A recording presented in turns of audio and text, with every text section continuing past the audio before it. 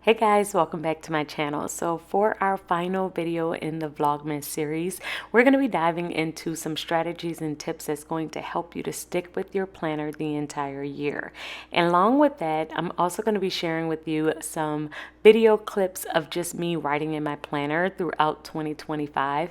I thought this would be a great way to look back at the different ways that I've used my planner throughout the year, while also sharing some strategies, some tips to help you to stay organized for the upcoming year. So my very first tip is to make sure that you choose a planner that actually matches your life. I have chosen a customizable planner because I like to adjust a lot throughout the year, and I am usually adjusting based on what's going on in my life. So sometimes I have a lot of time on my hands and I will add in some additional planners that I can use throughout the month, and sometimes I will have to subtract planners because I just don't have a lot of time.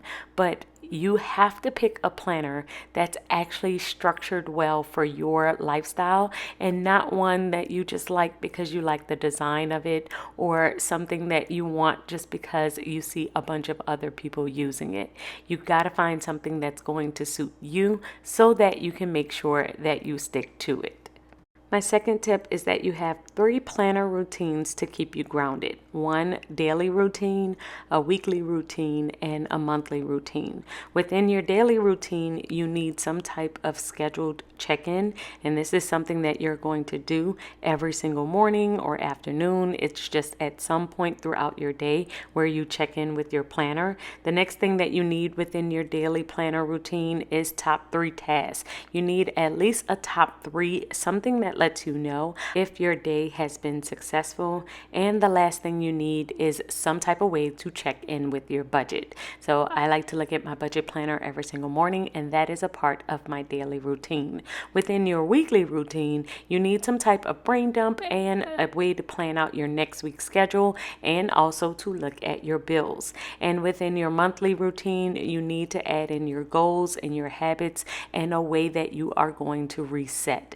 Having all 3 of these routines, a weekly, a daily, and a monthly routine, will keep you grounded with your planner and will make sure that you check in with it on a consistent basis.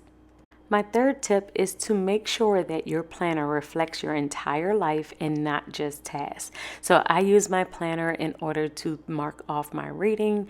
I use it for journaling. I use it to keep track of memories. I will write in my planner in order to keep up with just other things that I have set for my life, like goals. And so this way, my planner kind of reflects my entire life and not just my tasks.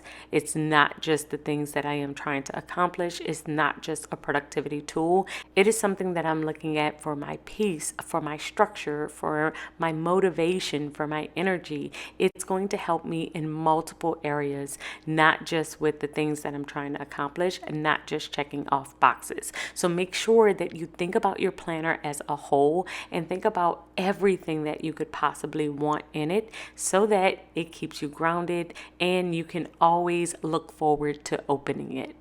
My next tip for making sure that you stick with your planner the entire year is to allow yourself to adjust your planner. If your planner is not working for you, if something feels off, allow yourself time to experiment and figure out what's wrong with the planner. It is always the planner, it is never you, which means that a lot of times we will believe that if we are not consistent with a planner, then something is wrong with us. We are lazy, we aren't motivated, something is wrong with the way that we are thinking with our planner, when in actuality, it's the planner. It's always the planner. And so you have to experiment and give yourself space and time to figure out, why is this planner not working for me? Why is my brain not clicking with this particular planner? And it could be something with the way that you have structured the planner, but it also could be the planner itself as a whole. Something about it you might not like, and you may need to adjust the entire system, or you might need to adjust something in the system. But give yourself time to experiment and allow yourself to adjust, allow yourself to change, especially if it's not working. Don't wait, just adjust it and experiment and see what's going to work best for you. My next tip is to allow yourself time off. So things will also happen. I know sometimes we will also get upset if we don't have a perfectly filled out planner at the end of the year, but life happens. Sometimes you will just need to skip a week. You will get really busy, you will have a lot on your plate, and you will not have time to fill out your planner. That is okay.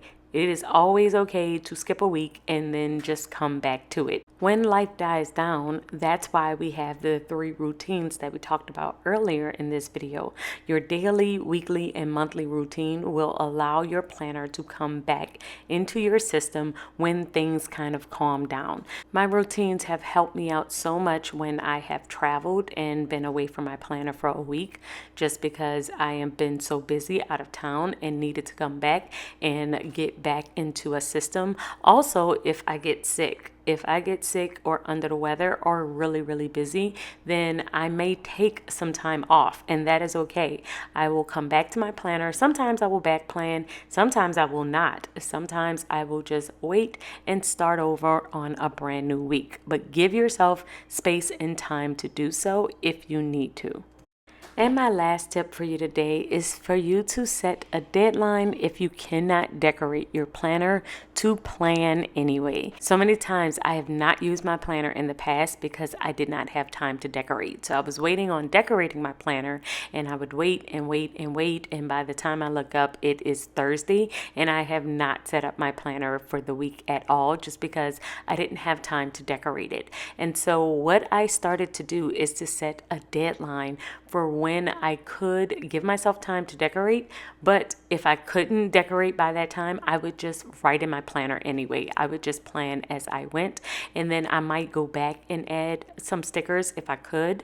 But if not, then it would just be a plain week. And I know that seems very, very simple, but that has helped me out so much on my journey, because there's so many times I did not use my planner just because I didn't have time to set it up. So use the planner. You will always be able to use the stickers later on in another week if you need to, but we want to use the planner because the planner is going to help us to organize the life of our dreams. So guys, that's all the tips that I have for you today, and I hope that you have enjoyed Vlogmas as much as I enjoyed this series, and I love filming it. I hope you have enjoyed the content just as much as I have. So I will see you all in January's video, which is going to be in a couple of days. So I will see you then, and I hope that you have a wonderful holiday season.